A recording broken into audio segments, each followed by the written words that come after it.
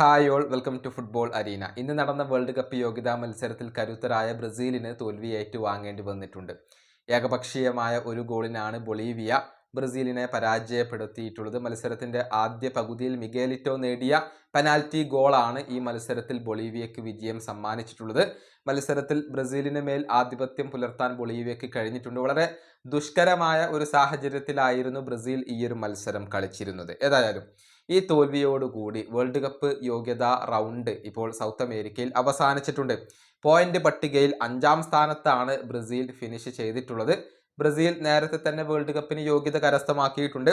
18 മത്സരങ്ങൾ പൂർത്തിയായപ്പോൾ 8 വിജയങ്ങൾ, 4 സമനില, 6 തോൽവി എന്നിങ്ങനെയാണ് ബ്രസീലിന്റെ കണക്കുകൾ വരുന്നത്. 28 പോയിന്റാണ് ബ്രസീലിന് നേടാൻ കഴിഞ്ഞിട്ടുള്ളത്.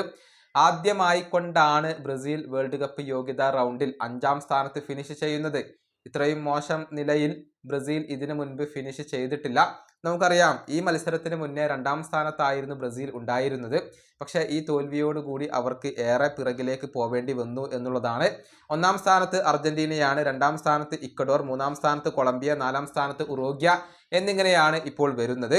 ഏതായാലും ചരിത്രത്തിൽ ആദ്യമായിക്കൊണ്ടാണ് വേൾഡ് കപ്പ് യോഗ്യതാ റൗണ്ടിൽ ഇപ്പോൾ ബ്രസീൽ 5-ാം സ്ഥാനത്ത് ഫിനിഷ് ചെയ്യുന്നത്. ആ ഒരു നിലവാരത്തിലേക്ക് ബ്രസീൽ ഇപ്പോൾ കൂപ്പുകുത്തി എന്നുള്ളതാണ് വസ്തുത.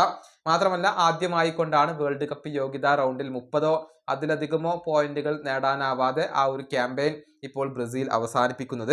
ബ്രസീലിനെ സംബന്ധിച്ചിടത്തോളം വളരെ മോശം സമയമാണ് ഇത് എന്നത് ഇതിൽ നിന്നും വളരെ വ്യക്തമാണ്.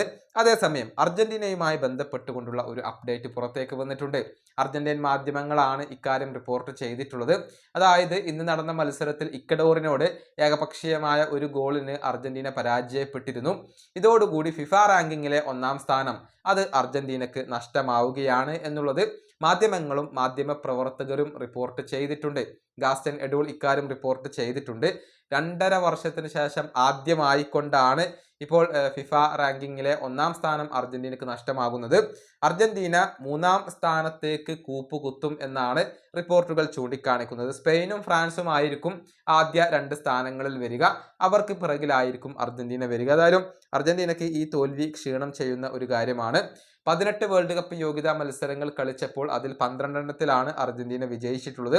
4 തോൽവികൾ അവർക്ക് ഏറ്റുവാങ്ങേണ്ടി വന്നിട്ടുണ്ട്. 38 പോയിന്റാണ് അവരുടെ സമ്പാദ്യം. ഈ വീഡിയോ അവസാനിപ്പിക്കുന്നു. അടുത്തൊരു വീഡിയോയിൽ കാണാം.